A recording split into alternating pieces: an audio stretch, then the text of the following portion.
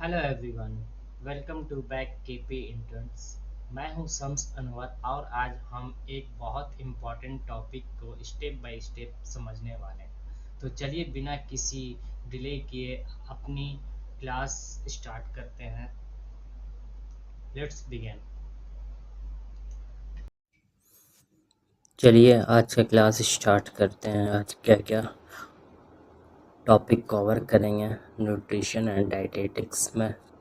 चलिए एक एक कर समझते हैं। जैसे आज हम लोग what is energy and ATP के बारे में पढ़ेंगे। उसके बाद energy value and BMR and energy balance के बारे में पढ़ेंगे।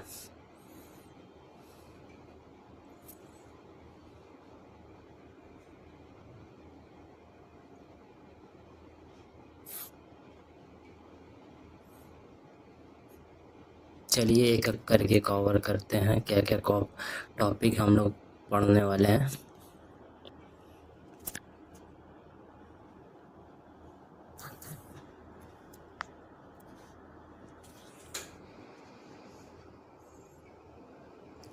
चैप्टर है न्यूट्रिशन एंड डाइटेटिक्स, लेक्चर 2 है।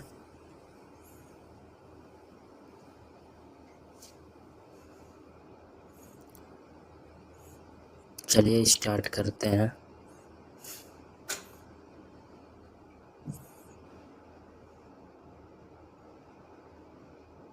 जैसा पहले हम लोग पढ़ेंगे व्हाट इज़ एनर्जी, एनर्जी क्या है। उसके बाद एटीपी के बारे में समझेंगे क्या होता है एटीपी, उसका स्टेप देखेंगे एटीपी कैसे फॉर्म होता है। और सेकंड में हम लोग पढ़ने वाले हैं energy value and BMR and energy balance के बारे में देखेंगे हम लोग। BMR and energy value, energy balance.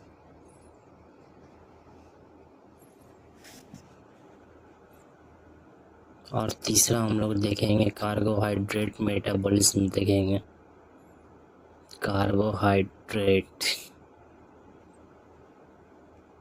Metabolism. और चौथा हम लोग लिपिड्स के बारे में पढ़ेंगे, प्रोटीन्स पढ़ेंगे, उसका मेटाबॉलिज्म देखेंगे। लिपिड्स एंड प्रोटीन मेटाबॉलिज्म पढ़ेंगे। और पांचवा हम लोग देखने वाले हैं कि hormone regulation and fasting state देखेंगे। हार्मोनल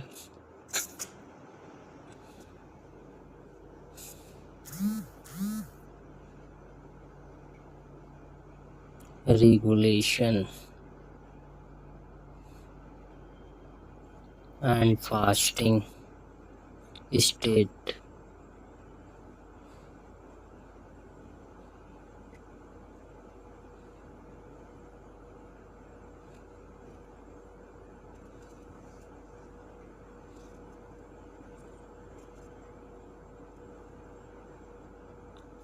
उसके बाद 10 MCQ प्रैक्टिस करेंगे। जो जो टॉपिक आज कवर करेंगे उसके रिलेटेड 10 MCQ कवर करेंगे। और साथों में हम लोग 1 पेज शॉर्ट रिवीजन देखेंगे जो आपको मैं प्रोवाइड कराऊंगा। 1 पेज शॉर्ट रिवीजन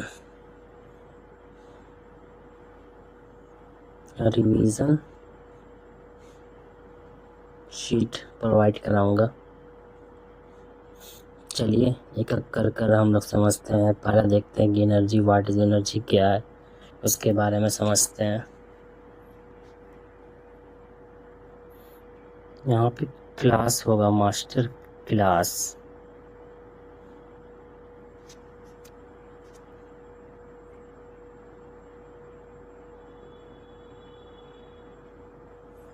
जैसे master class energy and metabolism देखेंगे।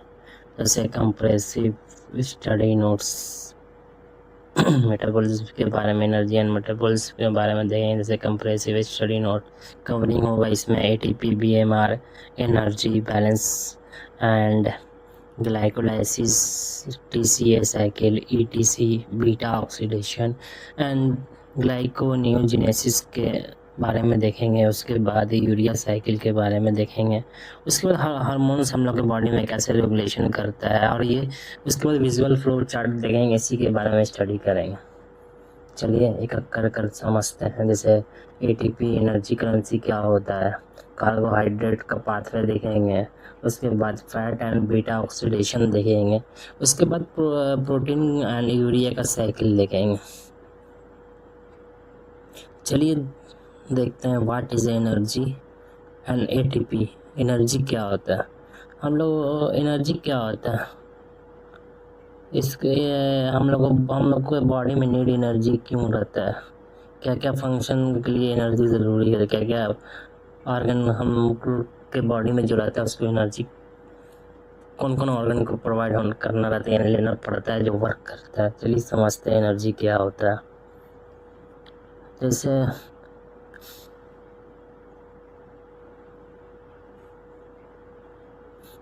इन ए nutrition, energy is a capacity of the body to perform work. Energy is the capacity of the body to perform work. Capacity of the body to perform work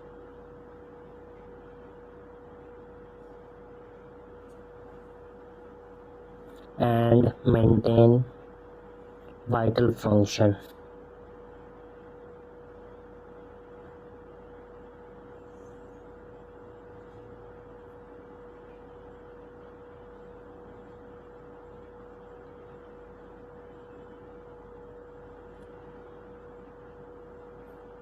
जैसे आपका your body need energy, your body need energy, किस किस को energy की ज़रूरत होता है वो देख लेते हैं। जैसे हार्ट हो गया, ब्रीथिंग हो गया, ब्रेन एक्टिविटी के लिए एनर्जी बहुत ज़रूरी होता है। Your body needs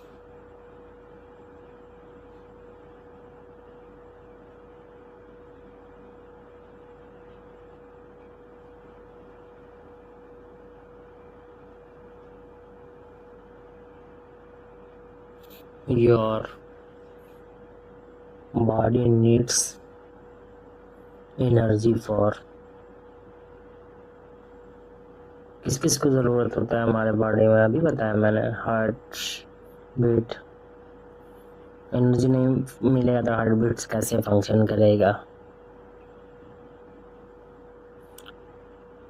heart beats, उसके बाद ब्रीथिंग,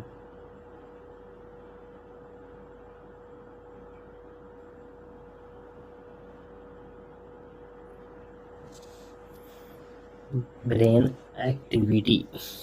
एक्टिविटी, उसके बाद मूवमेंट, ब्रेन एक्टिविटी, मूवमेंट है। जैसे हम लोग इधर से उधर जाते हैं, इसके लिए भी तो एनर्जी की ज़रूरत होती है। उसके बाद मेंटेनिंग बॉडी टेम्परेचर,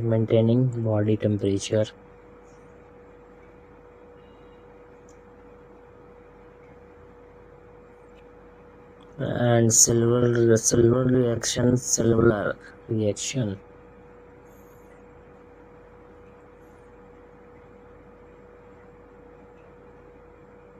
उसके बाद ग्रो एंड टिश्यू रिपेयर में एनर्जी का ज़रूरत होता है।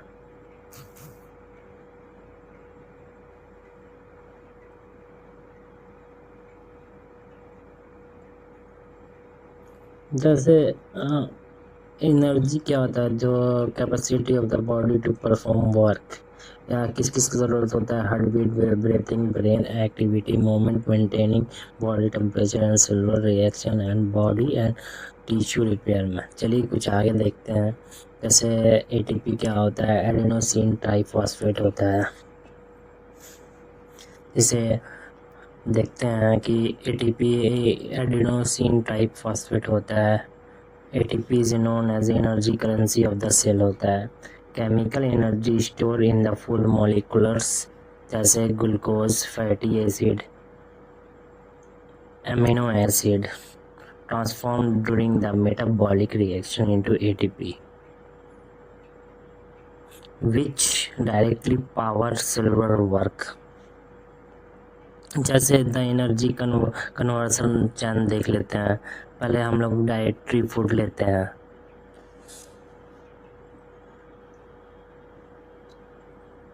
डाइटरी फूड, उसके बाद डाइजेशन होता है, डाइजेशन के बाद सेलुलर मेटाबॉलिज्म होता है,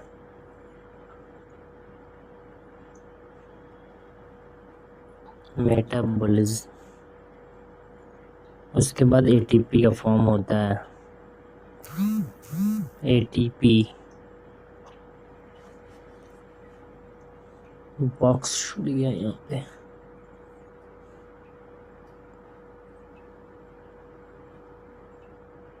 चलिए कुछ देखते हैं एग्जाम वार्निंग। जैसे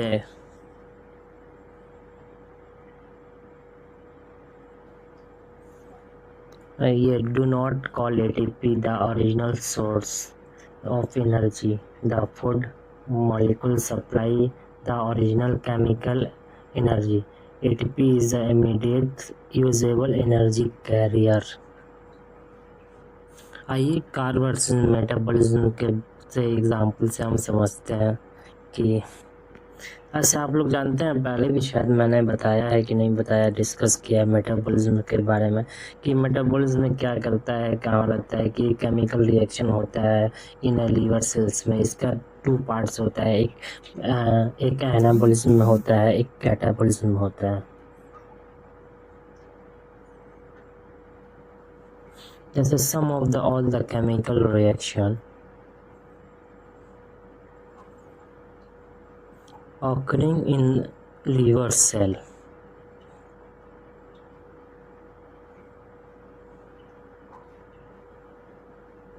living cell, sorry,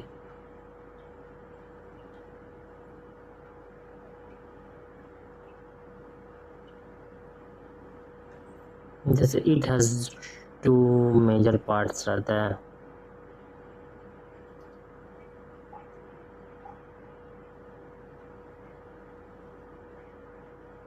पहला होता है एनाबॉलिज्म एंड दूसरा होता है कैटाबॉलिज्म।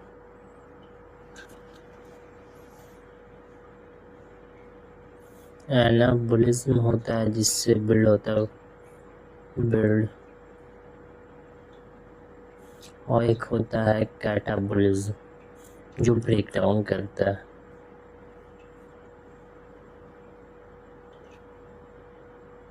ब्रेक डाउन करता है। इसका कुछ डिफिनेशन समझ लेते हैं एक एक पॉइंट, उसके बाद कुछ एग्जांपल में हम लोग देख लेंगे। चलिए देखते हैं।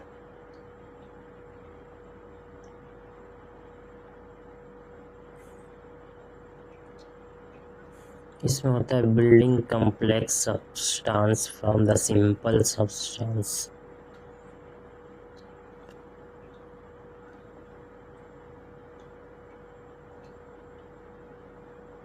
From simple substance.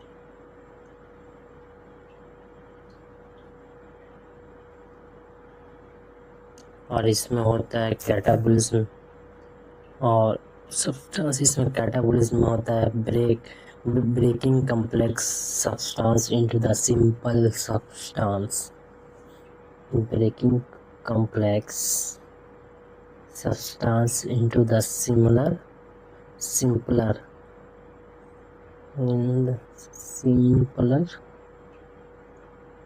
substance। जैसे एग्जांपल देख लेते हैं हम लोग कुछ। जैसे इसमें एमिनो एसिड होता है, वो कन्वर्ट प्रोटीन में हो जाता है। Amino acid converted into protein. और इसमें रहता है आपको कैटाबॉलिज्म में एग्जांपल रहता है, जैसे ग्लूकोज होता है, CO2 plus H2O plus energy होता है।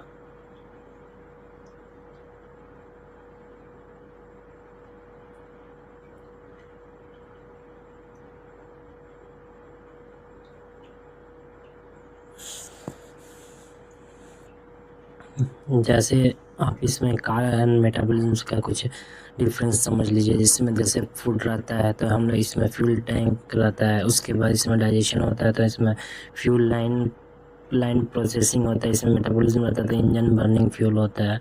उसके बाद एटीपी रहता है, electricity generated by the alternators रहता है।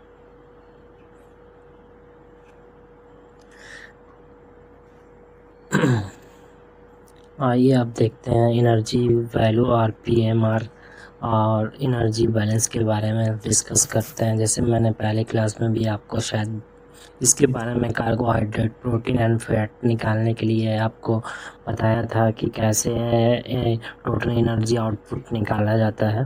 जैसे कार्बोहाइड्रेट रहता है तो 4 से गुना मल्टीप्लाई कर दिया जाता है, उसके बाद प्रोटीन रहता है तो 4 से गुना किया जाता है, उसके बाद फैट रहता है तो 9 से गुना किया जाता है।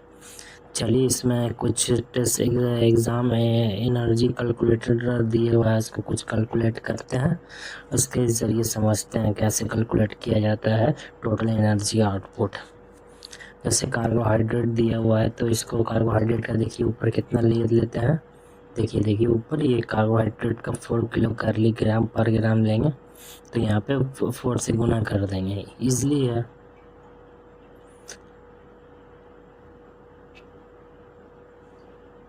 उसके बाद में 4 इंटू हो जाएगा 60 गुना 4 इजिकल टू 240। और उसके बाद ये 25 प्रोटीन, देखिए प्रोटीन का कितना लेते हैं 4, तो 4 से गुना करेंगे तो 25 चौके 100। उसके बाद फैट का कितना लेते हैं ऊपर देखिए 9, तो ये हो गया आपको 90। 240 और 100 340 और 90 हो गया आपको 430 kilo calorie total energy output निकल गया। ईजिली है, आप निकाल सकते हैं। आपको कार्बोहाइड्रेट प्रोटीन फैट के बारे में पता चल जाएगा तो आप ईजिली टोटल एनर्जी आउटपुट निकाल सकते हैं।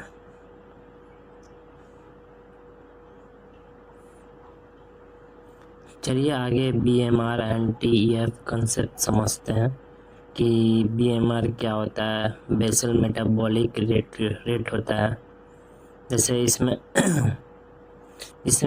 Minimum energy expenditure need to the maintain the vital vegetative function. It is also support heart beat, respiration, brain temperature at complete rest in a thermoneutral environment. आइए कुछ easy analogy से समझते हैं। जैसे कि आप you are lying in a bed doing nothing, you body still spend energy. समझे? अब अगर बॉडी एकदम you lying in bed doing nothing, your body still spend energy. ये और even when you are lying in a bed doing nothing,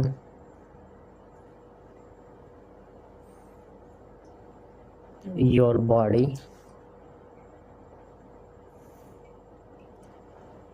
is still spending energy.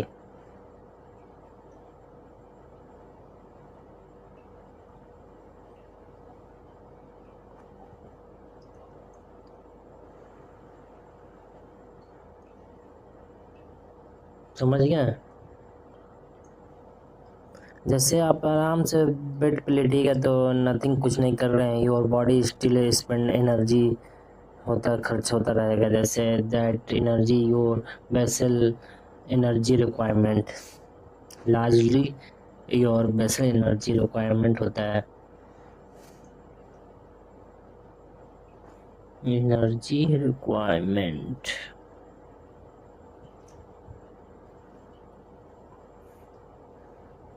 आइए अब ये टीईएफ देखते हैं, थर्मिक इफेक्ट ऑफ फूड क्या होता है उसके बारे में समझते हैं। समझ गया? The energy spend by the body specifically for digestion, absorbing and transporting and metabolizing and storing and ingested nutrients. जैसे ये after eating the body use energy for जैसे digestion, absorption and transporting and metabolizing होता है, इसी को thermic effect of food बोलते हैं. After eating the body uses energy for जैसे for is called the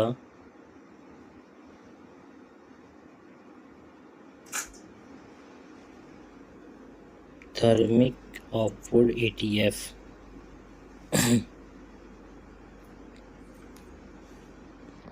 The energy expenditure is called the thermic of the food is इसको ETF बोलते हैं. आइए अब आगे देखते हैं energy balance equation. Energy balance equation क्या होता है? जैसे इसमें पॉजिटिव एनर्जी बैलेंस देखेंगे, उसके बाद न्यूट्रल एनर्जी बैलेंस देखेंगे, उसके बाद नेगेटिव एनर्जी बैलेंस के बारे में देखेंगे. चलिए एक एक कर कर देखते हैं. कुछ कलर ले लेता हूँ यहाँ पे. जैसे पॉजिटिव एनर्जी बैलेंस क्या होता है? जैसे इनटेक करते हैं, एक्सपेंडिचर, जैसे इनटेक ज़्यादा करते हैं, एक्सपेंडिचर कम रहता है, तो इसमें क्या होता है? इसमें क्या होगा? वेट गेन हो जाएगा, उसके बाद ग्रोथ होगा ज़्यादा बॉडी का.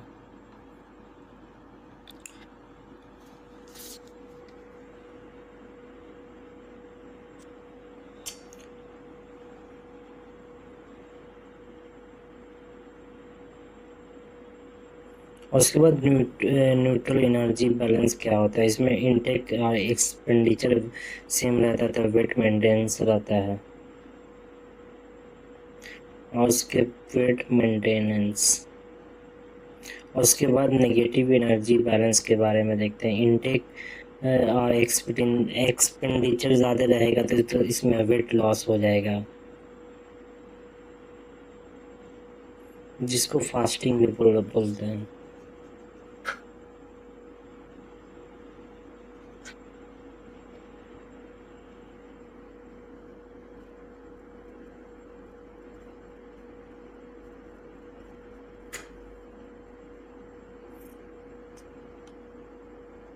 आइए देखते हैं part A, carbohydrate and metabolism. जैसे इसके ग्लूकोज ऑक्सीडेशन, पहले हम लोग कार्बोहाइड्रेट क्या है, इसका स्टेप क्या है, उसके बारे में समझ लेते हैं कि व्हाट हैपन टू कार्बोहाइड्रेट, क्या कार्बोहाइड्रेट का क्या होता है, उसके बारे में कुछ स्टेप जान लेते हैं. उसके बाद हम आगे उसके बाद स्टेप देखेंगे, पाथवे देखेंगे ऑक्सीडेशन ऑफ ग्लूकोज का. चलिए देखते हैं, कहीं आपको अच्छे से समझा देते हैं कार्बोहाइड्रेट क्या होता है, उसका स्टेप क्या होता है, उसके बाद हम आगे पढ़ेंगे. यहाँ पर तो जगह नहीं है, चलिए नीचे देखते हैं.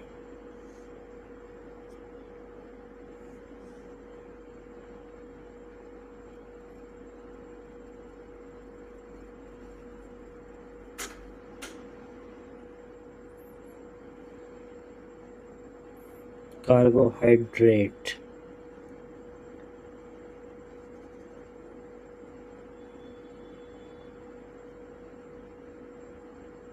चलिए कुछ समझते हैं कार्बोहाइड्रेट क्या होता है. जैसे कि what happen to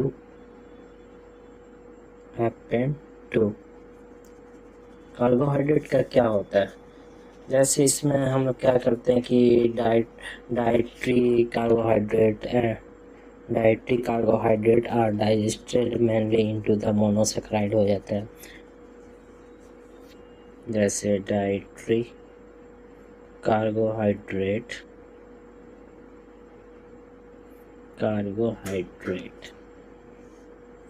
are digest mainly into monosaccharide.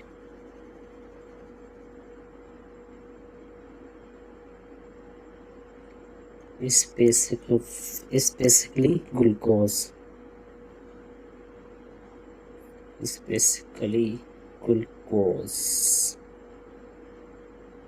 जैसे कुछ हम लोग इसका स्टेप देख लेते हैं, जैसे कार्बोहाइड्रेट डाइजेस्ट होता है, उसके बाद मोनोसेक्राइड होता है, उसके बाद ब्लड पे फॉर्म करता है, उसके बाद ग्लूकोज, उसके बाद एटीपी एंड ग्लाइकोजन स्टोर होता है, उसके बाद फैट सिंथेसिस होता है।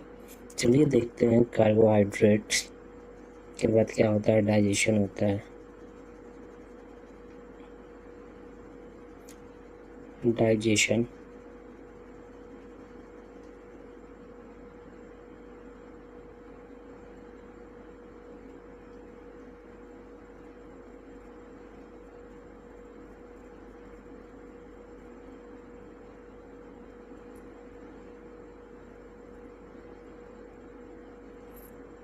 डाइजेशन के बाद मोनोसेक्राइड,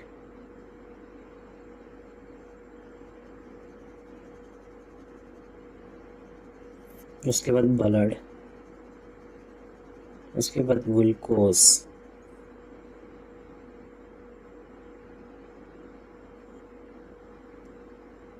ग्लूकोज का फिर फॉर्म होता है, एक एटीपी हो जाता है, उसके बाद ग्लाइकोजन एटीपी के बाद होता है ग्लाइकोजन स्टोरेज होता है, ग्लाइकोजन स्टोरेज, उसके बाद फैट का सिंथेसिस होता है।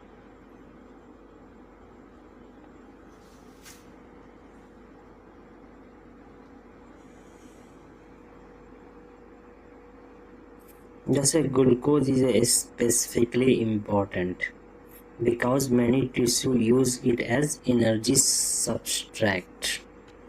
Glucose is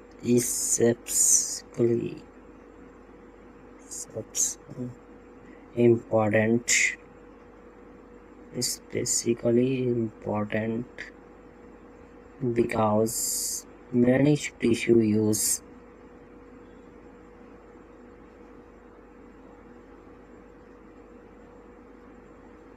it adds energy substance.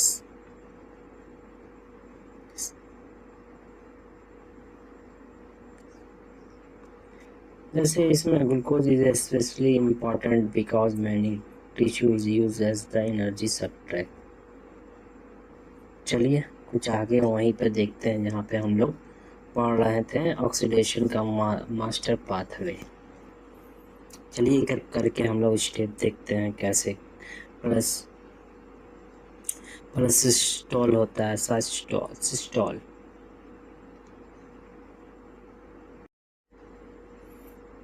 चलिए देखते हैं glucose oxidation master pathway, carbohydrate metabolism, cytosol देखते हैं। Step 1, cytosol is also known as cytoplasm.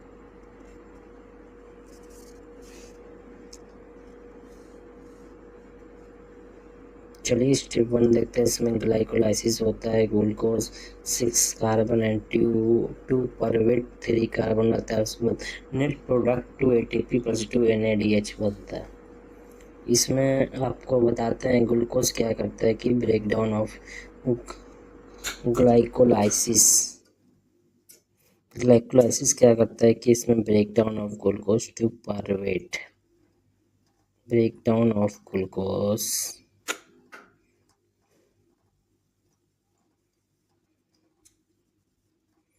To pyruvate.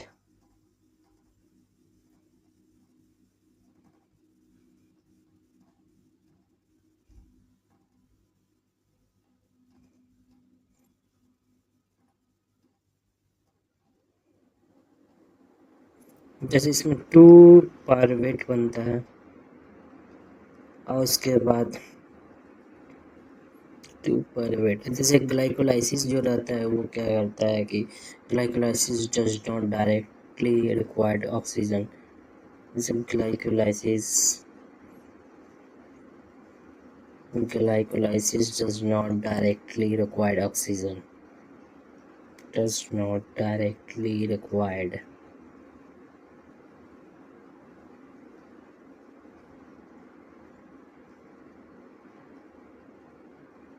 oxygen.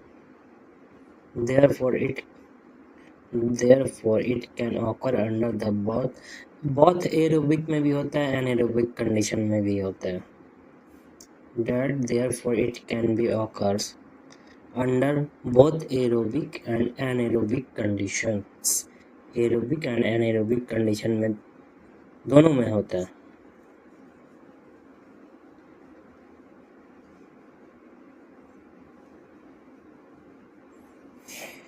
Anaerobic condition.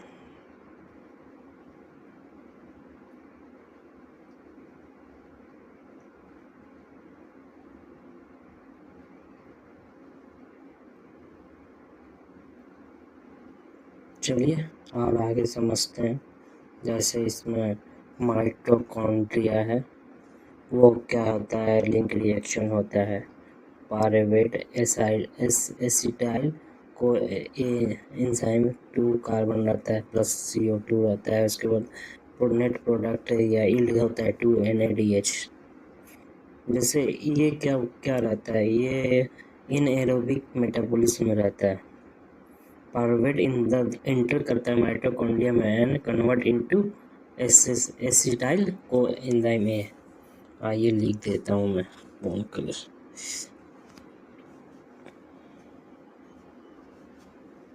जैसे इनएरोबिक मेटाबॉलिज्म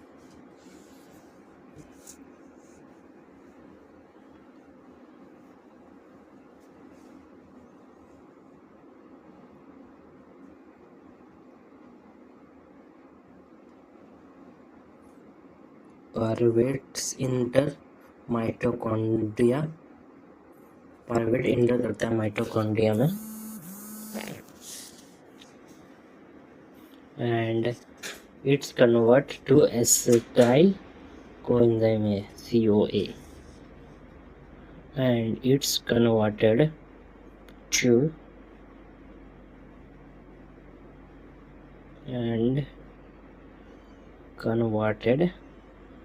to acetyl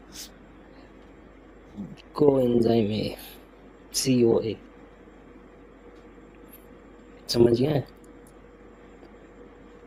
इसमें कुछ इम्पोर्टेंस है वो भी जान लेते हैं कि कोई इम्पोर्टेंस लाइन आप लोग को बता देता हूँ. जैसे this conversion occur in the mitochondria and eukaryote cell में होता है. जैसे इम्पोर्टेंस कुछ देख लीजिए. In this reaction this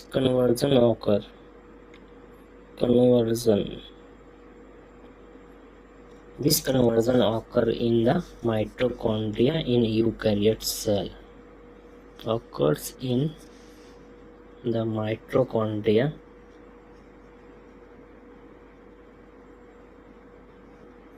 in eukaryote cell.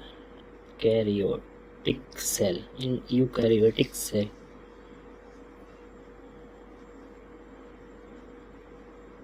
आइए मैट्रिक्स देख लेते हैं. इसमें TCA एंड क्रैब साइकिल होता है. एसिटाइल को ए ऑक्सीडेशन करता है कम्प्लीटली और इल्ड कर देता है 6 NADH और उसके बाद 2 FADH2 और प्लस 2 GTP कर देता है. समझ गए. ये क्रैब साइकिल आल्सो कॉल्ड क्या होता है,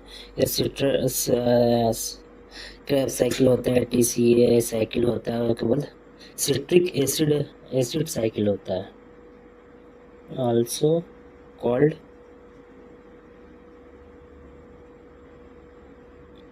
सिट्रिक एसिड साइकिल में होता है. उसके बाद क्रैब साइकिल होता है.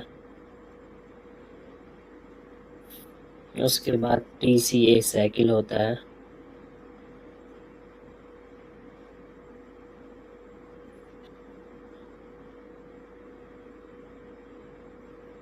आइए समझते हैं माइटोकॉन्ड्रियल मैट्रिक्स क्या होता है। जैसे देखते हैं कि जैसे the TCA cycle does not simply products ATP directly at its major role.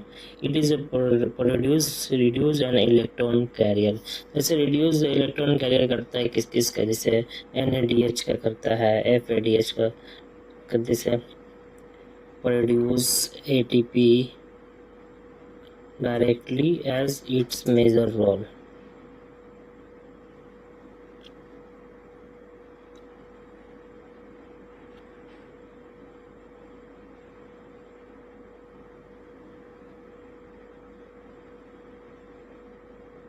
It's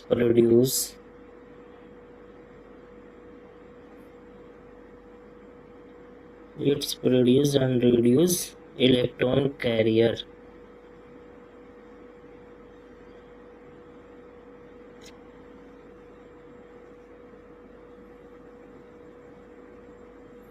जैसे रिड्यूस इलेक्ट्रॉन कैरियर, जैसे NADH हो गया, FADH2 हो गया,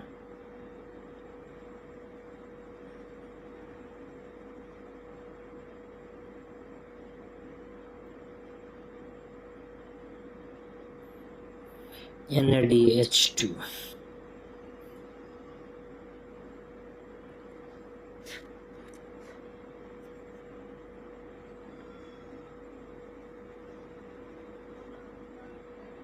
आइए कुछ आगे 4 स्टेप देखते हैं, जिसको इनर मेम्ब्रेन है लिखा हुआ है मेम्ब्रेन।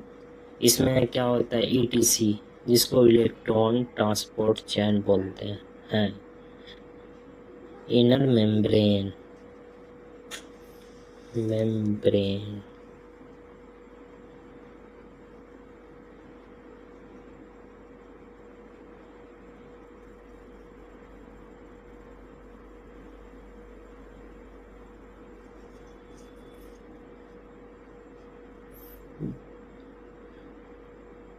जैसे इसमें आप देखिए ETC यानी ऑक्सीडेटिव फॉस्फोराइलेशन होता है।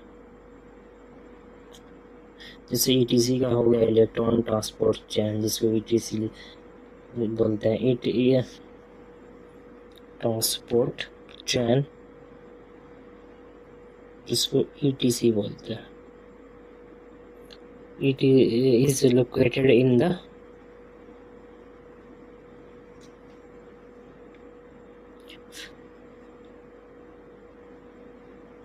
जैसे इनर माइटोकॉन्ड्रिया मेम्ब्रेन में लगाता है। उसके बाद इनर माइटोकॉन्ड्रियल मेम्ब्रेन। उसके बाद electron from the NADH and FADH2 pass through the electron carrier करता है। Membrane and electrons from NADH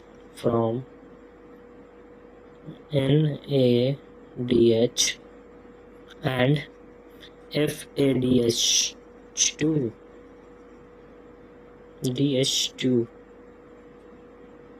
pass through the electron carriers.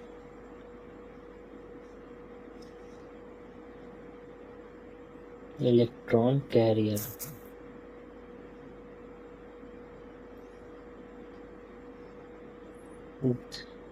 जैसे इसमें और एक रहता है, this drives the proton move and helps the generated ATP through the oxidative phosphorylation the final electron acceptor होता है। ये बता देते हैं।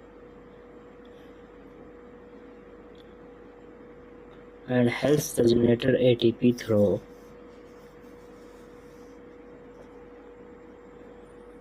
oxidative phosphorylation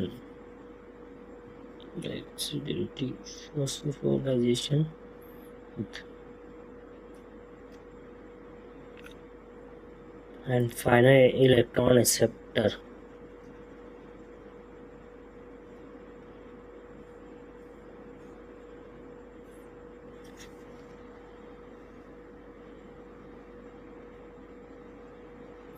आइए देखते हैं O2 फाइनल रिसेप्टर को।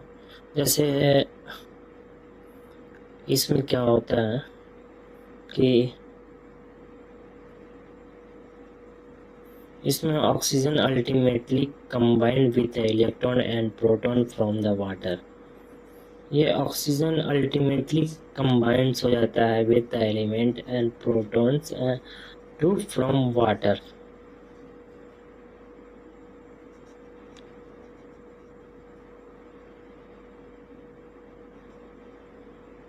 with electrons and protons to from water।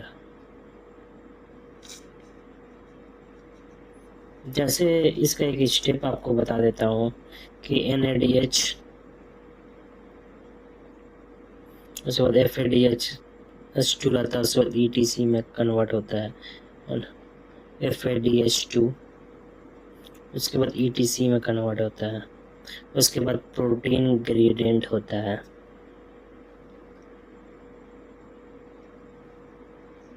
उसके बाद ATP का सिंथेसिस होता है,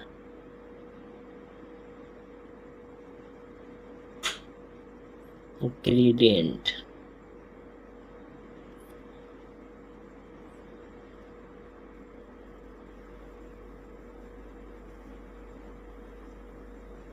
ATP का सिंथेसिस होता है, उसके बाद ATP और उसके बाद O2 फाइनल इलेक्ट्रॉन एक्सेप्टर्स हो जाता है।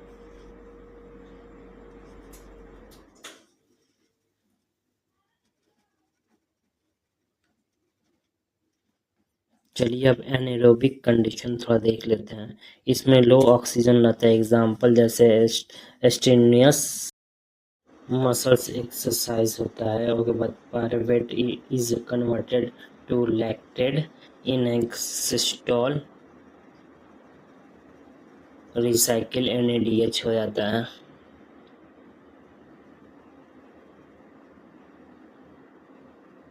जिससे इसमें साइकिल NaDH प्लस हो जाता है सिस्टोल टू। आइए आगे देखते हैं, जैसे glucose and store and new synthesis terminology देखते हैं। जैसे ग्लाइकोजेनेसिस क्या होता है उसके बारे में अध्ययन करूँगा, पढ़ूँगा। उसके बाद ग्लाइको जीनोलाइसिस देखूँगा, उसके बाद ग्लाइकोनियोजेनेसिस देखूँगा। चलिए एक एक करके स्टेप समझते हैं क्या होता है। जैसे ग्लाइकोजेनेसिस, ये ग्लूकोज प्लस ग्लाइकोजन स्टोरेज करता है, occur in liver and skeletal muscles with blood glucose in high. इसमें ये इंसुलिन स्टिमुलेट करता है। आइए देखते हैं, when a blood glucose is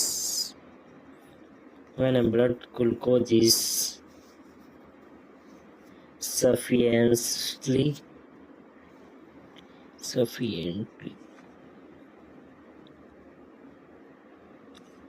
sufficiently available, glucose can be stored as glycogen.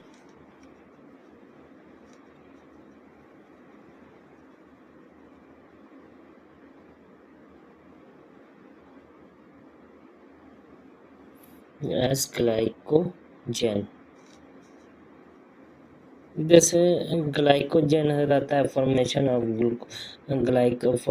Glycogenesis क्या करता है, फॉर्मेशन ऑफ ग्लाइकोजन करता है ऑफ ग्लूकोज फ्रॉम ग्लूकोज से। जैसे glycogenesis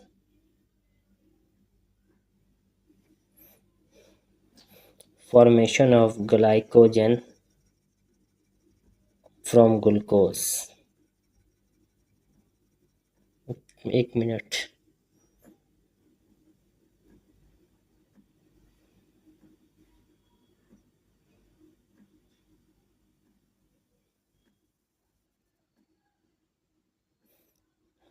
Glycogenesis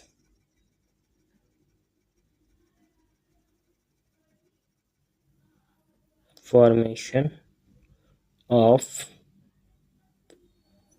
glycogen from glucose.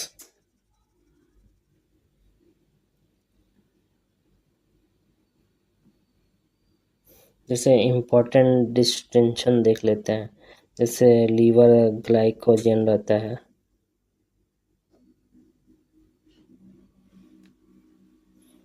जैसे इम्पोर्टेंट डिस्टिंक्शन डिस्टिंक्शन क्या रहता है, जैसे लीवर ग्लाइकोजन रहता है, वो क्या करता है कि help and maintain the blood glucose को, वो ब्लड ग्लूकोज को मेंटेन करता है। लीवर ग्लाइकोजन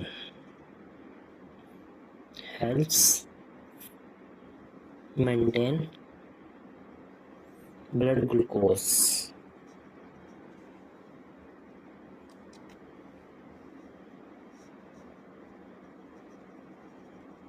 और मसल्स ग्लाइकोजन एक रहता है, ये क्या करता है, mainly serve as the fuel for the muscles, mainly ये फ्यूल का काम करता है मसल्स।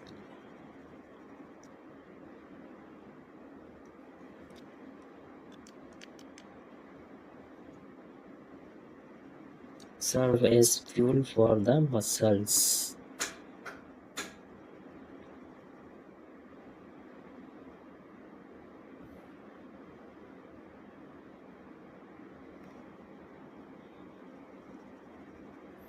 और देखते हैं ग्लाइकोजिनोलाइसिस।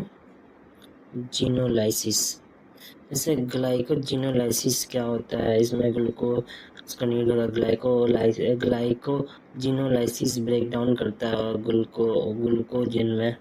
इसमें ग्लूकोजन है ना, ग्लूकोज ब्रेक डाउन भी यहाँ पे करता है, मोबिलाइज होता है during the fast to maintain the blood sugar level होता है। और उसके बाद ग्लूकागोन स्टिमुलेट करता है।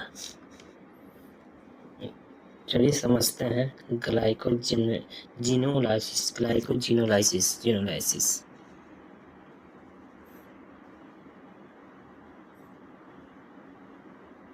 जैसे ग्लूकागोन मतलब समझते हैं क्या होता है, ये पेप्टाइड हार्मोन्स होता है produce by alpha in the pancreas, produce by alpha cells in the pancreas।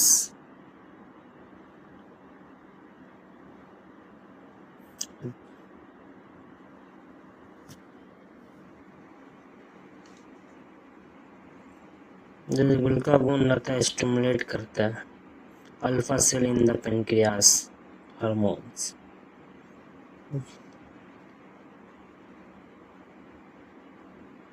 जैसे when glucose is needed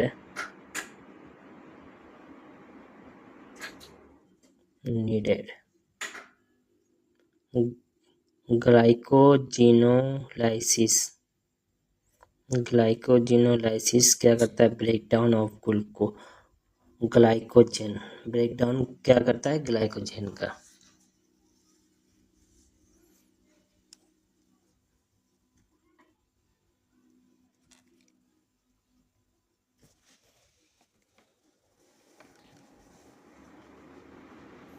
glycogen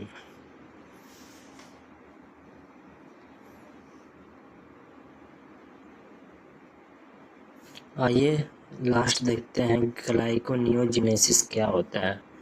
ये नन कार्बोहाइड्रेट रहता है जो ग्लूकोज रहता है, इसमें न्यू ग्लूकोज सिंथेसिस होता है from lactate.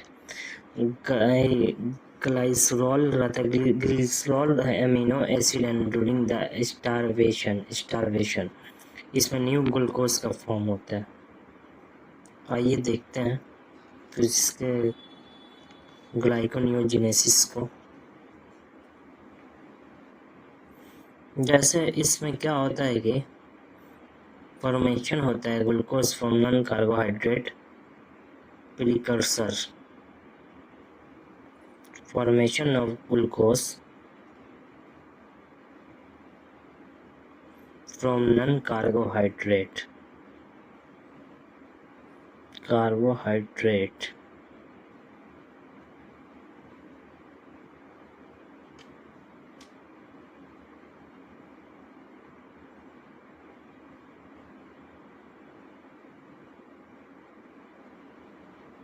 precursors.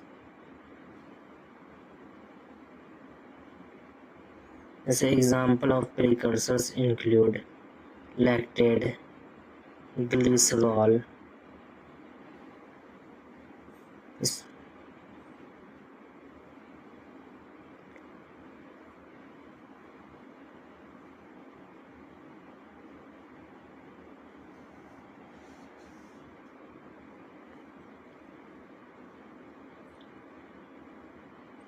precursors include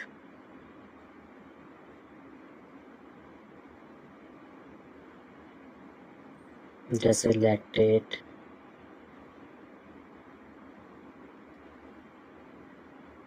glycerol,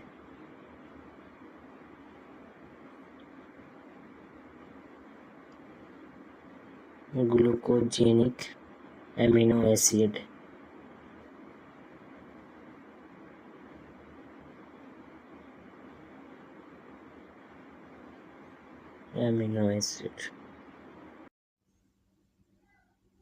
जैसे gluconeogenesis does not mean digestion of carbohydrates. जो gluconeogenesis है does not means digestion of carbohydrates. Does not means digestion of carbohydrate.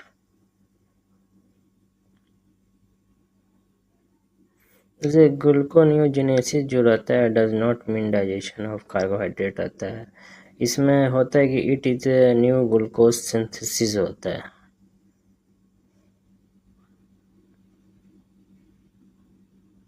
Carbohydrate it is new glucose synthesis.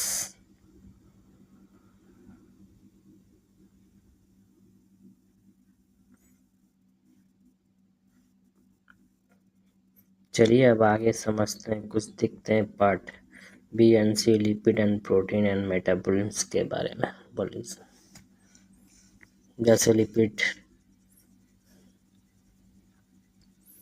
And beta oxidation देखेंगे.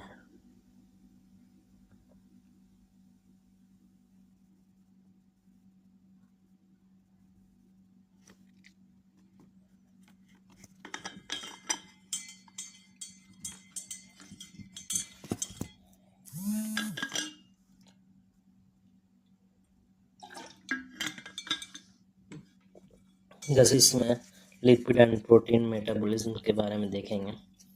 चलिए discuss करते हैं एक एक करके.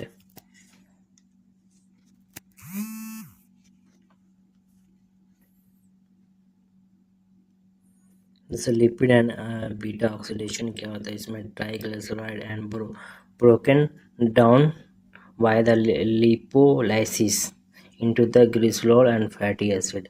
जैसे लाइपोलाइसिस क्या करता है कि break down of the storage inter triglyceride को क्या करता है, ब्रेक डाउन कर देता है और स्टोर कर लेता है. Break down of store triglyceride.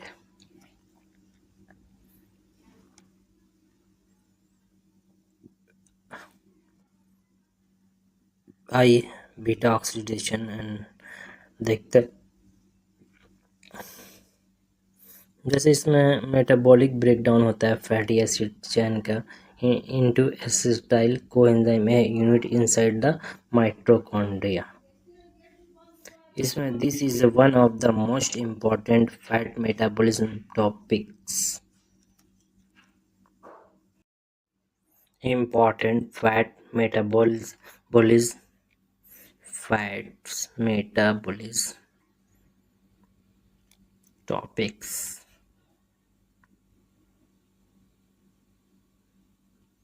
जैसे इसका कुछ स्टेप होता है मैं आपको बताऊंगा.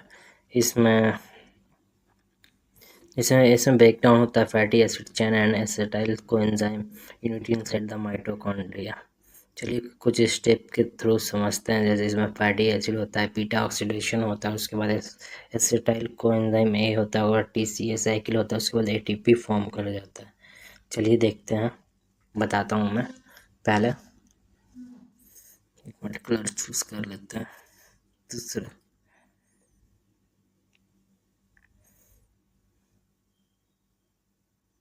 फैटी एसिड, उसके बाद बीटा ऑक्सीडेशन फॉर्म होता है, उसके बाद एसिटाइल को एंजाइम है,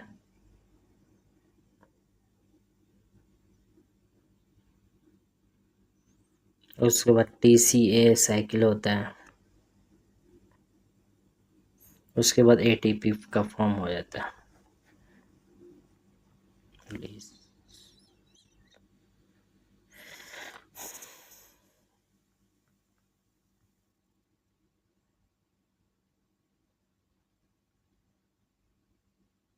ये कुछ आगे देखते हैं, जैसे कि कीटोन बॉडीज एंड कीटोजेनेसिस देखते हैं क्या होता है।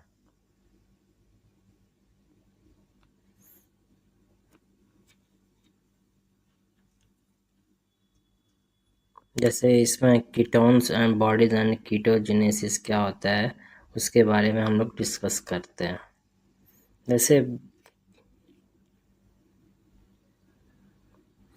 जैसे इसमें during the prolonged and carbohydrate deprivation and starvation access the acetyl coenzyme A liver in converted into the ketone bodies। जैसे इसमें acetoacetate and beta hydroxy butyrate and acetone रहता है। जैसे मैं समझाता हूँ, when a carbohydrate available in the low and fat oxidation ability of a low and fat oxidation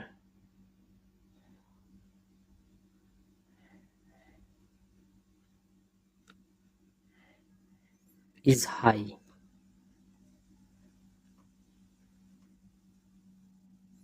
the liver produce ketones bodies from the acetyl coenzyme A।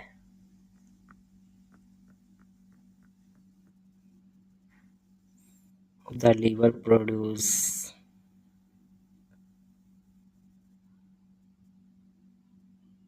ketones bodies from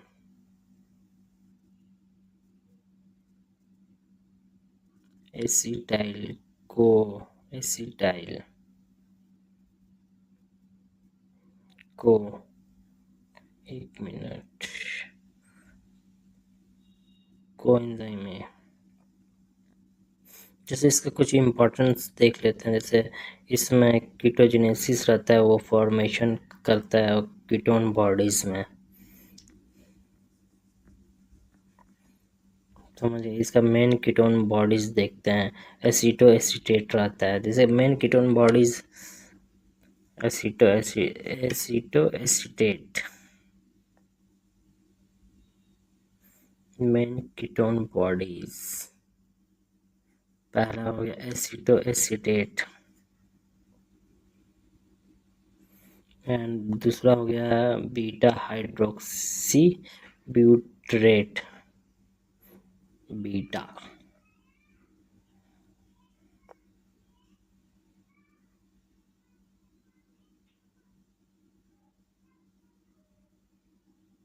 hydroxy butyrate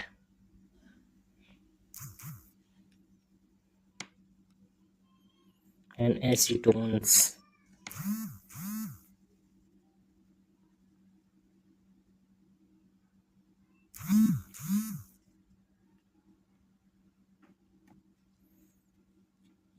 ये main ketones bodies होता है। चलिए कुछ और आगे समझते हैं। जैसे इम्पोर्टेंस समझ गए।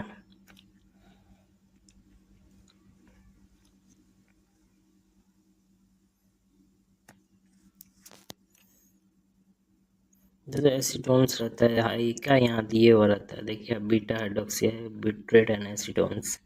जैसे कुछ इम्पोर्टेंस की देख लेते हैं। जैसे एनालॉगी, सिंपल एनालॉगी देखते हैं इम्पोर्टेंस। जैसे कीटोजेनेसिस रहता है, वो फॉर्मेशन ऑफ कीटोन बॉडीज का करता है। The liver is a major site of the ketone body produce. Just ketogenesis formation of ketone bodies. Formation of ketone bodies. The liver is a major site of the ketone bodies produce.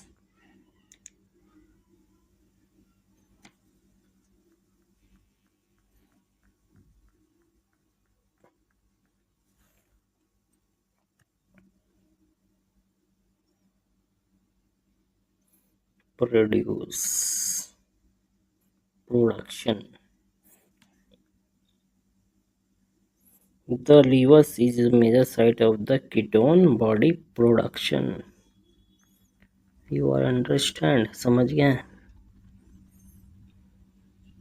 चलिए कुछ आगे और देखते हैं, जैसे protein and urea cycle है, इसको मिट गया यहाँ पे।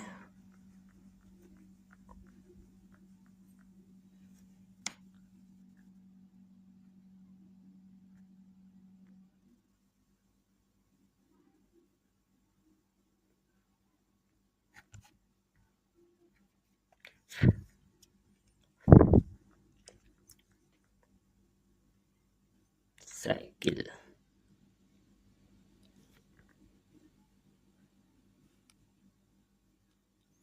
जैसे इसमें प्रोटीन एंड यूरिया साइकिल देखते हैं क्या होता है। इसमें क्या करते हैं कि डाइट्री प्रोटीन है लेते हैं, उसके बाद digested to the amino acid when use for the fuel and nitrogen must be remove हो जाता है इससे। इसमें डीएमिनेशन देखते हैं, जो टॉक्सिक अमोनिया होता है। डीएमिनेशन क्या करता है कि रिमूव कर देता है एमिनो ग्रुप को, जिसको NH2 बोलते हैं, forming the toxic ammonia NH3 and carbon skeleton. हाँ, ये कुछ नीचे देखते हैं कि हाई एग्जाम फैक्ट क्या है। इसमें क्या है कि toxic ammonia is converted to urea via the urea cycle in the liver. The filtrate and excreted by the kidney in urine. हाँ, ये कुछ आगे समझते हैं। जैसे हम आगे अभी आपको बताता हूँ।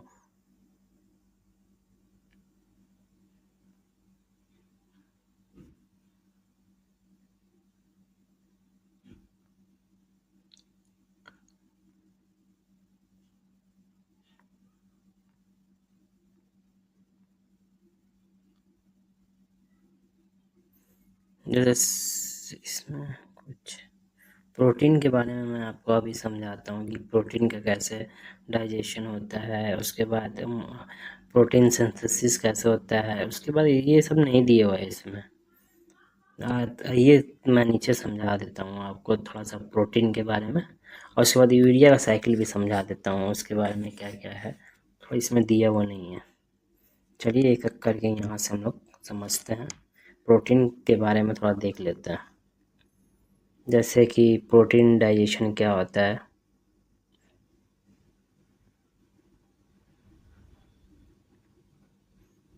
प्रोटीन डाइजेशन, इसका स्टेप देख लेते हैं।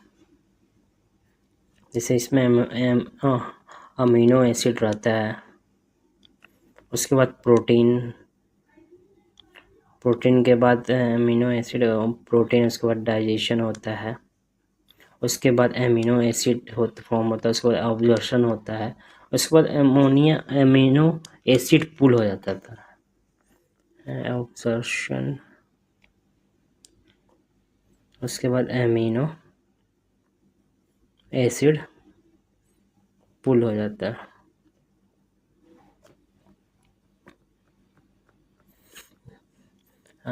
आइए कुछ आगे देखते हैं कि एमिनो एसिड का यूज़ क्या होता है। Amino acid are use for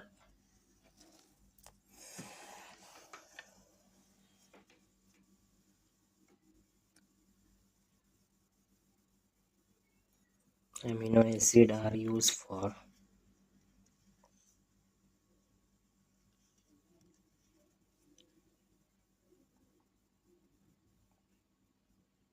protein का सिंथेसिस होता है, सिंथेसिस। उसके बाद एंजाइम्स, उसके बाद हार्मोन्स, उसके बाद ट्रांसपोर्ट प्रोटीन्स, उसके बाद अदर नाइट ट्रांसपोर्ट प्रोटीन्स, उसके बाद others nitrogen containing compound, other nitrogen containing compound,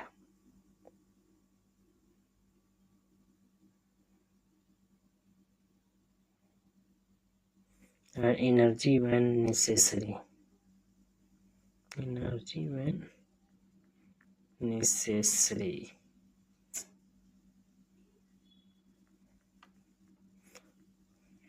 समझ गया। आइए कुछ हम लोग आगे प्रोटीन का सिंथेसाइज कैसे करते हैं वो देख लेते हैं, सिंथेसिस कैसे होता है प्रोटीन का, वो आगे देख लेते हैं। प्रोटीन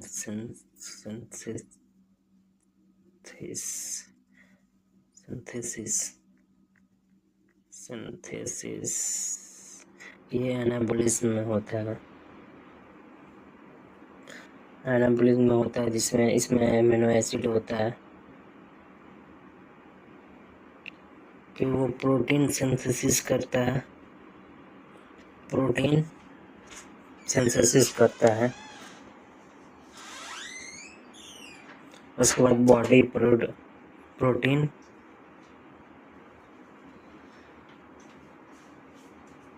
इसमें यूजेस देख लेते हैं।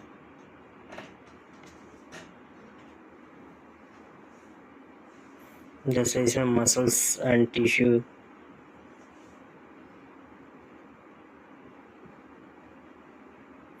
enzymes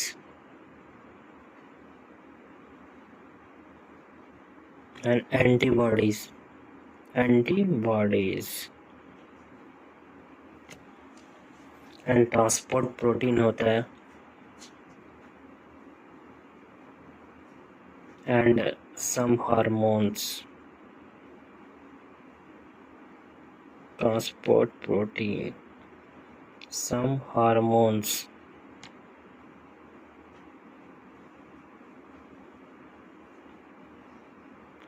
और सिग्नलिंग मॉलिक्यूल्स। सिग्नलिंग मतलब समझते हैं क्या होता है? सिग्नलिंग मॉलिक्यूल्स ये केमिकल मैसेंजर रहता है जो ट्रांसमिट करता है इंफॉर्मेशन बिटवीन द सेल, उसको सिग्नलिंग कहते हैं। सिग्नलिंग क्या करता है? ये केमिकल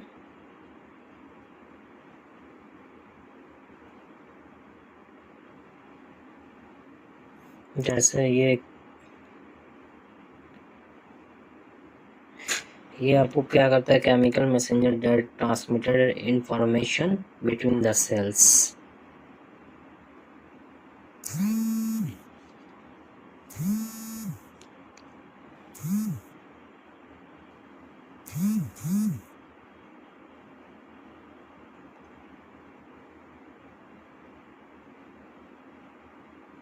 ये केमिकल मैसेंजर्स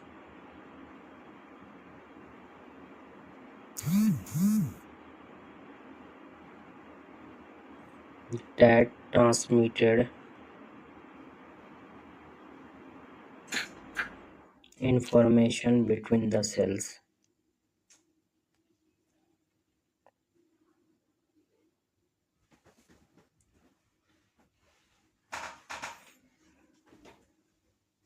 ये क्या करता है कि केमिकल मैसेज को इधर ट्रांसमिट करता है information between the sales.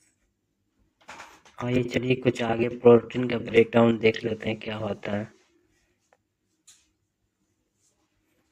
Protein digestion देख लिए, प्रोटीन का सिंथेसिस देख लिए, प्रोटीन का ब्रेकडाउन देख लेते हैं कि हम लोग प्रोटीन का ब्रेकडाउन कैसे करते हैं।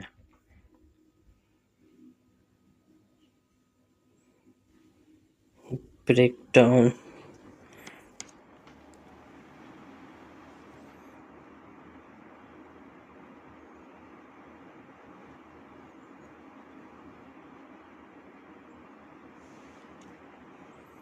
जैसे इसमें क्या करता है, when amino acid are break down the nitrogen containing protein must be handled carefully.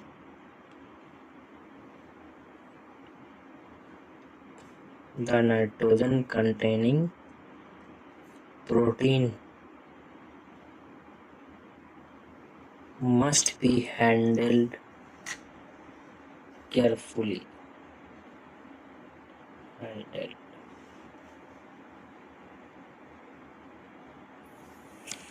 जैसे इसका एज ए की प्रोसेस क्या है, डीएमिनेशन है।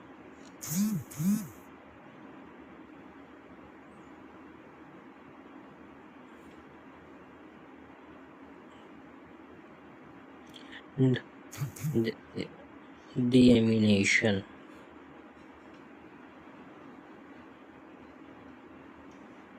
जैसे डीएमिनेशन क्या करता है कि रिमूव डीएमिनेशन क्या करता है, remove of the amino acid group from the amino acid, remove of an amino groups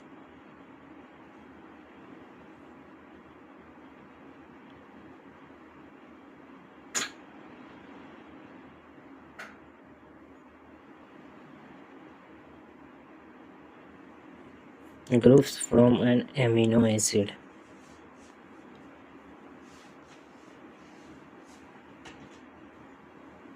जैसे इसमें एमिनो एसिड जैसे स्टेप में हम लोग देख लेते हैं कि इसमें हम लोग क्या करते हैं कि एमिनो एसिड लेते हैं, उसके बाद डीएमिनेशन होता है, उसके बाद नाइट्रोजन कंटेनिंग प्रोडक्ट होता है प्लस कार्बन स्केलेटन होता है।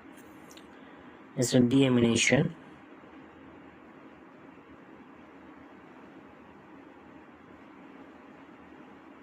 उसके बाद नाइट्रोजन कंटेनिंग प्रोडक्ट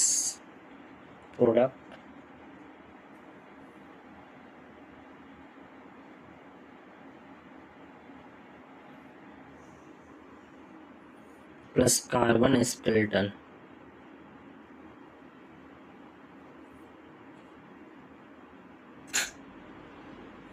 जैसे कि बता रहा हूँ, the carbon skeleton can be enter the pathway the produce energy और मेटाबॉलिक इंटरमीडिएट्स।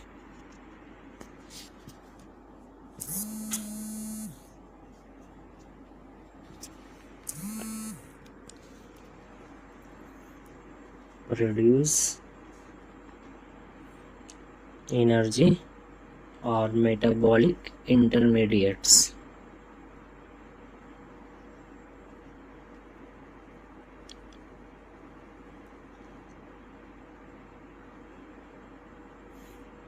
आइए चलिए अब आगे हम लोग सब तो पढ़ ही लिए हैं, प्रोटीन डाइजेशन क्या होता है, प्रोटीन का सिंथेसिस क्या होता है, प्रोटीन का ब्रेकडाउन पढ़ लिए हैं, डीएमिनेशन पढ़ लिए हैं। अब एक और टॉपिक हम लोग का बच गया जो है कि यूरिया साइकिल देख लेते हैं थोड़ा सा उसके बारे में।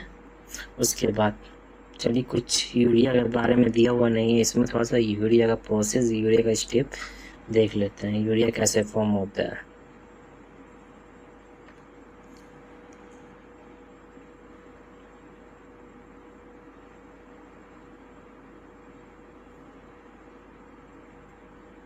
यूरिया साइकिल जैसे इसमें क्या होता है, amino is a toxic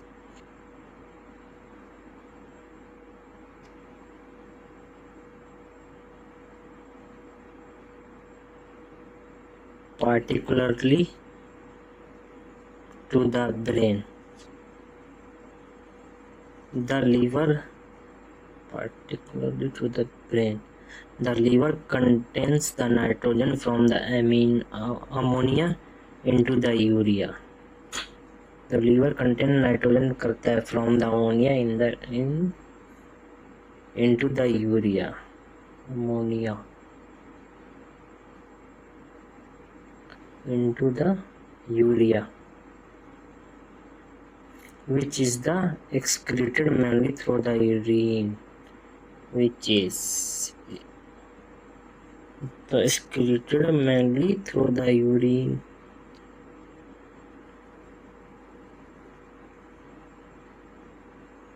Through urine. जैसे ऐसा कुछ हम लोग ये स्टेप देख लेते हैं। जैसे अमीनो एसिड ब्रेक डाउन होता है,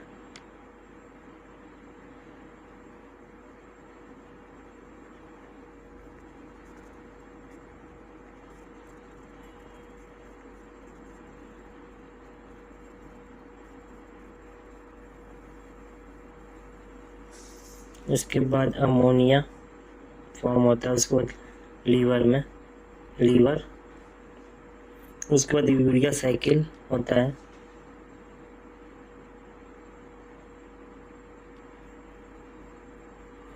उसके बाद यूरिया किडनी यूरिन फॉर्मेशन हो जाता है, यूरिन निकल जाता है।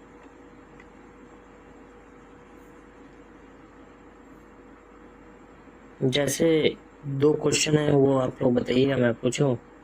यूरिया साइकिल कहाँ होता है, बताइए कहाँ होता है यूरिया साइकिल। और उसके बाद एक यूरिया एक्सक्रीटेड कहाँ होता है।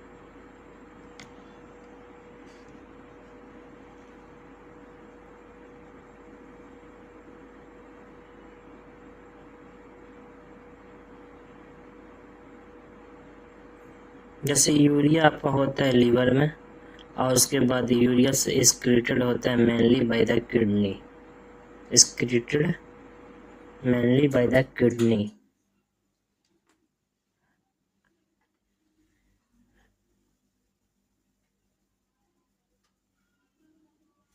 चलिए अब आगे देखते हैं सीक्वेंस से, अब क्या हम लोग को पढ़ना है।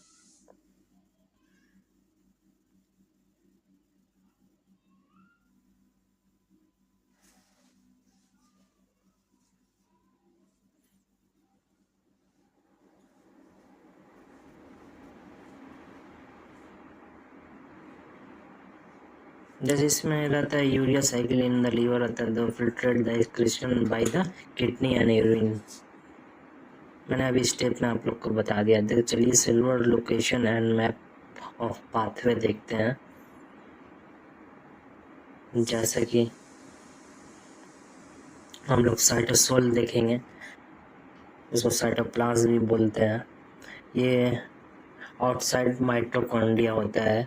जैसे इसमें ग्लाइकोसाइड रहता है, ग्लूकोज से फिर पायरुवेट बनता है, उसके बाद ग्लाइकोजेनेसिस होता है, ग्लाइकोजन सिंथेसिस होता है, उसमें ग्लाइकोजिनोलाइसिस होता है, इसमें ग्लाइकोजन ब्रेक डाउन करता है, उसके बाद इसमें फैटी एसिड सिंथेसिस करता है, आउटसाइड माइटोकॉन्ड्रिया होता है। चलिए कुछ इसके बारे में समझते हैं। जैसे साइटोप्लाज्म क्या होता है, जैसे ये the cytoplasm is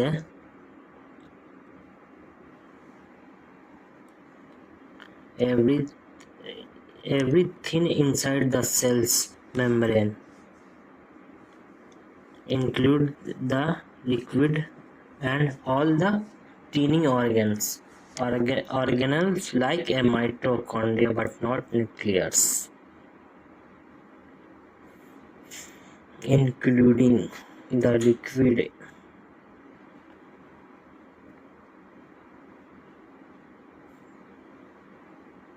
and all the teeny organs or organelles like mitochondria but not the nucleus. Organelles like mitochondria, not the nucleus.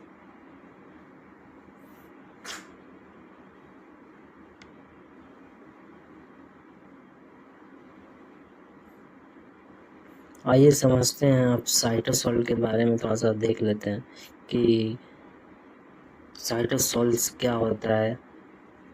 Cytoplasm के बारे में तो देख ही लिया, अब आते हैं साइटोसोल। साइटोसोल क्या होता है? ये साइटोसोल होता है कि cytosol is just the water jelly like fluid रहता है। ये साइटोसोल रहता है जो जेली लाइक फ्लूइड रहता है। Inside the cells those organ float.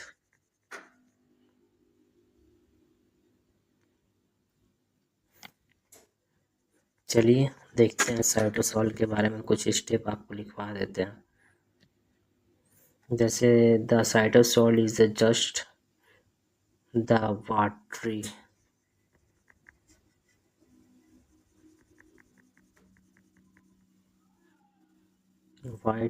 jelly like fluid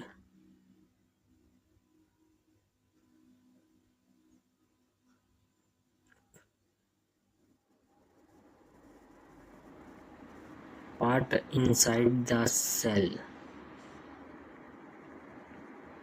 where those organs float.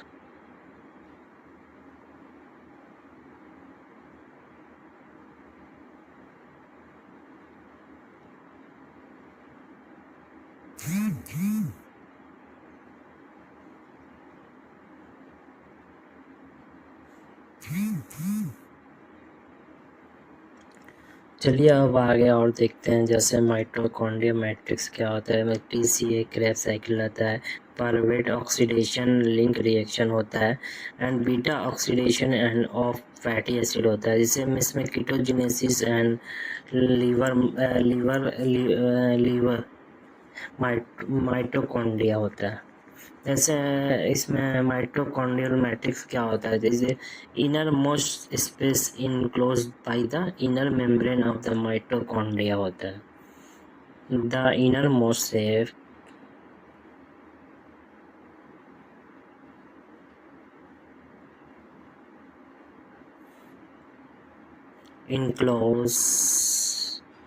enclose the inner membrane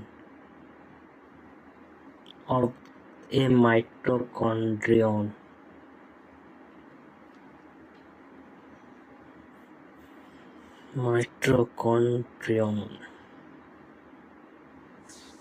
चलिए अब देखते हैं इनर मीटो मेम्ब्रेन में को इनर मीटो मेम्ब्रेन क्या होता है इसके बारे में समझते हैं। जैसे ये इलेक्ट्रॉन ट्रांसपोर्ट चेन होता है जिसको ETC बोलते हैं। उसके बाद ऑक्सीडेटिव फॉस्फोराइलेशन होता है। उसके बाद ATP सिंथेसिस कंप्रेस होता है। उसके बाद प्रोटीन ग्रेडिएंट जनरेशन होता है। ये क्या होता है? ये एक specialize highly folded barrier inside the mitochondrion होता है। Highly folded barrier inside the mitochondrion.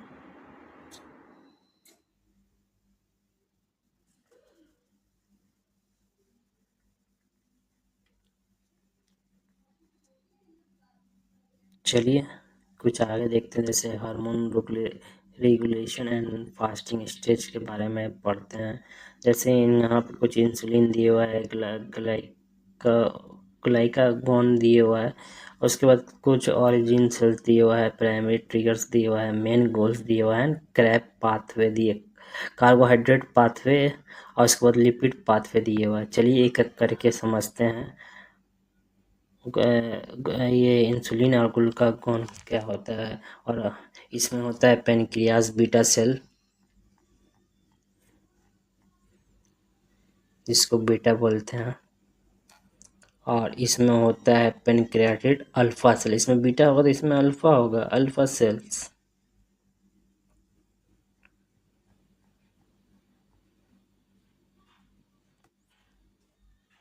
Origin sales देखते हैं, देख लिए। उसके बाद प्राइमरी ट्रिगर्स देखते हैं क्या होता है। प्राइमरी ट्रिगर्स के बारे में देखते हैं। जैसे इसमें हाई ब्लड ग्लूकोज रहता है इंसुलिन में। ट्रिगर्स प्राइमरी ट्रिगर में हाई ब्लड शुगर, इसमें ग्लूकागॉन में रहेगा लो ब्लड ग्लूकोज। ग्लूकोज। इसमें मेन गोल क्या रहेगा? स्टोर एक्सेस एंड न्यूट्रिएंट रहेगा।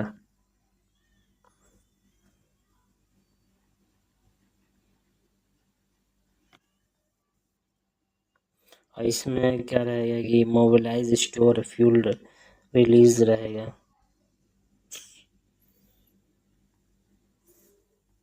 स्टोर फ्यूल रिलीज होगा।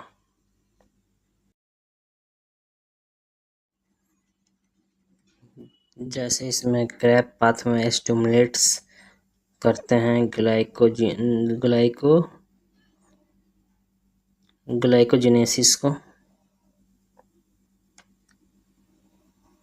और ग्लाइकोलाइसिस।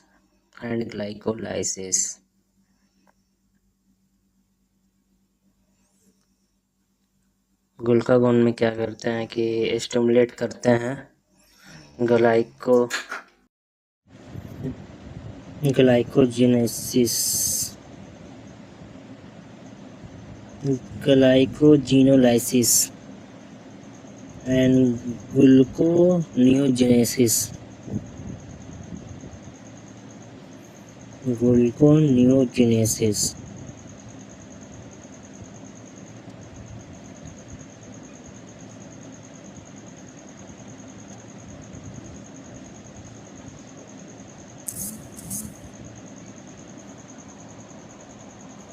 इसमें क्या करते हैं लिपिड पाथवे में कि स्टिमुलेट लाइपोजेनेसिस।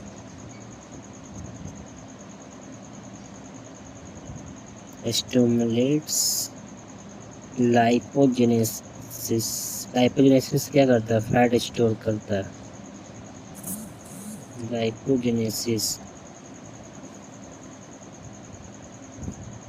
इसमें क्या करते हैं? स्टिमुलेट द लाइपोलाइसिस, जिसमें फैट का ब्रेकडाउन होता है।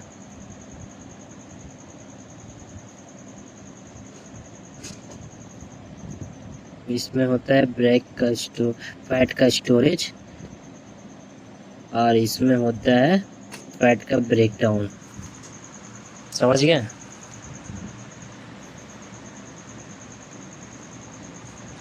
चलिए आगे देखते हैं। कुछ क्वेश्चन आप लोग के लिए लाया हूँ, जो पढ़ाया हूँ उसी से रिलेटेड एक एक करके क्वेश्चन सॉल्व करते हैं, उसका मतलब समझते हैं।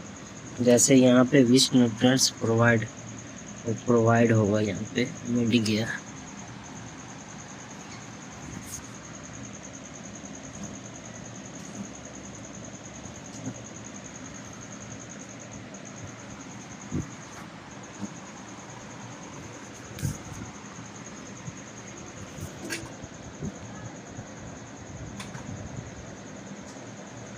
जैसे ये विच nutrients provide approximately 9 kilo calorie पर ग्राम। मैंने तो आपको पढ़ाया था कि फैट का होता है, फैट यील्ड 9 किलो कैलोरी पर ग्राम होता है। मैंने बताया भी था कि यील्ड 9 किलो कैलोरी होता है, फैट का लिया जाता है।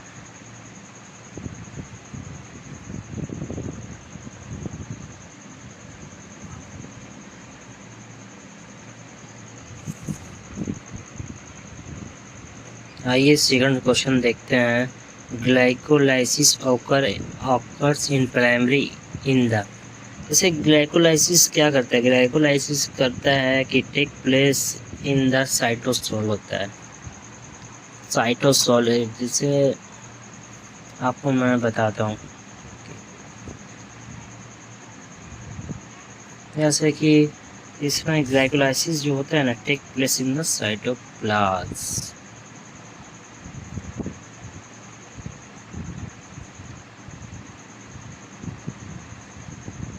Take place in the cytosol. जो ग्लाइकोलाइसिस होता है take place in the cytosol. आइए नेक्स्ट क्वेश्चन देखते हैं कि ATP is commonly refers as to. क्या होता है बताइए?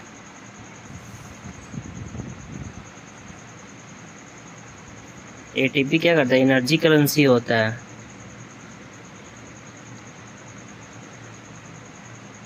समझ में आया?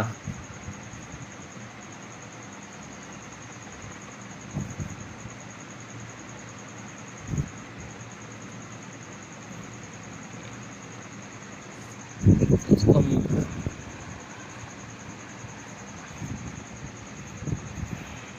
जैसे इसका आंसर होगा आपको energy currency of the cell. ATP क्या करता है? एनर्जी करेंसी करता है।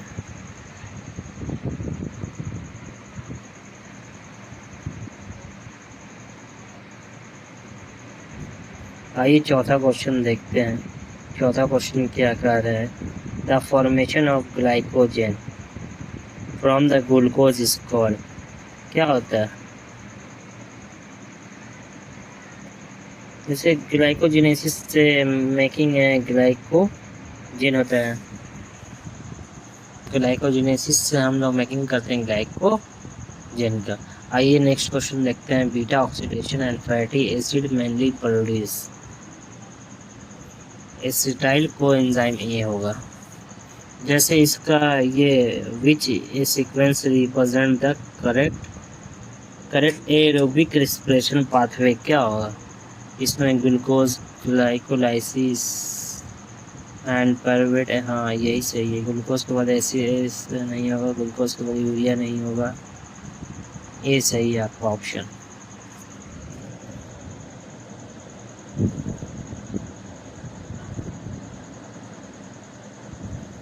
वही क्वेश्चन है, कैलकुलेट करना है आपको टोटल एनर्जी प्रोवाइड्स। जैसे कार्बोहाइड्रेट का दिया हुआ है, उसके बाद प्रोटीन दिया हुआ है, फैट दिया हुआ है। आपको क्या करना है कि सबका वैल्यू रखना है, उसके बाद गुणा कर देना है। 240 हुआ, इसको हो गया आपको 400 हो गया, 25 चौक 100।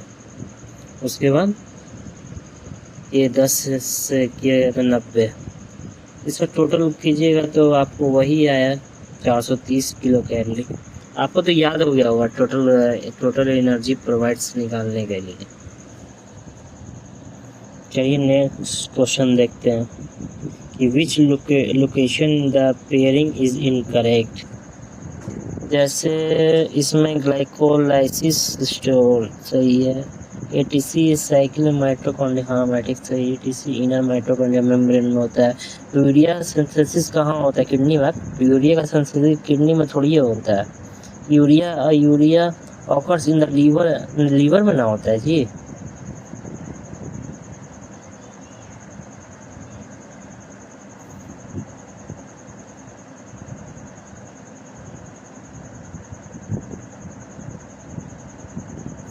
It occurs in the liver.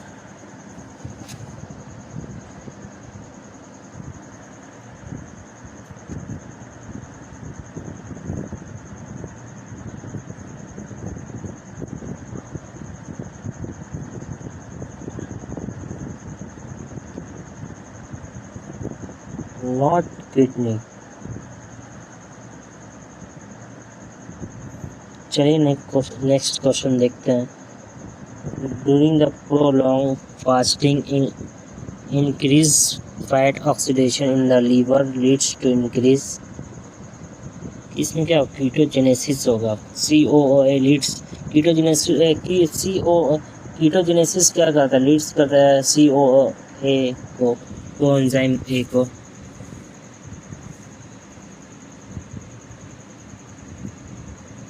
COOA को लीड्स करता है कीटोजेनेसिस। आइए नेक्स्ट क्वेश्चन देखते हैं कि which statement is most accurate. क्या इसमें एक्यूरेट है? जैसे glycolysis break glucose while the beta oxidation breaking fatty acid.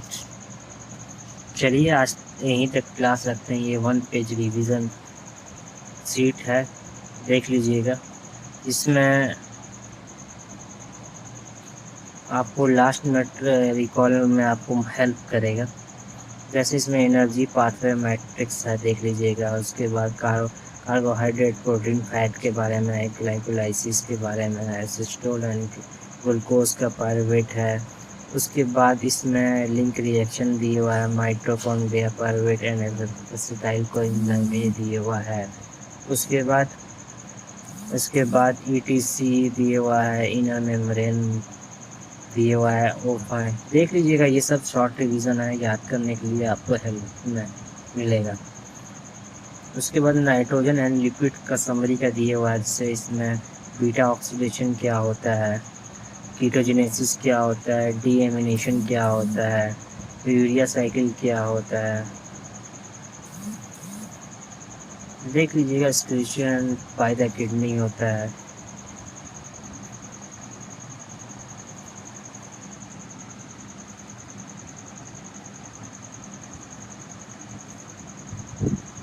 ये 2 मिनट का स्टोरी रिवीजन है, जैसे एसिटाइल कोएंजाइम क्या होता है इसके बारे में देख लीजिएगा।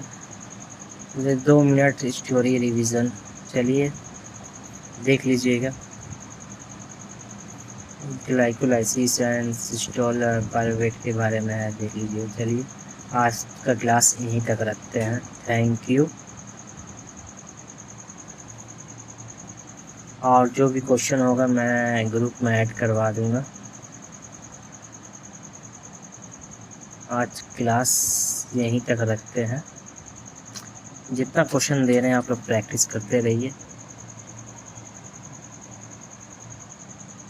चलिए, थैंक यू।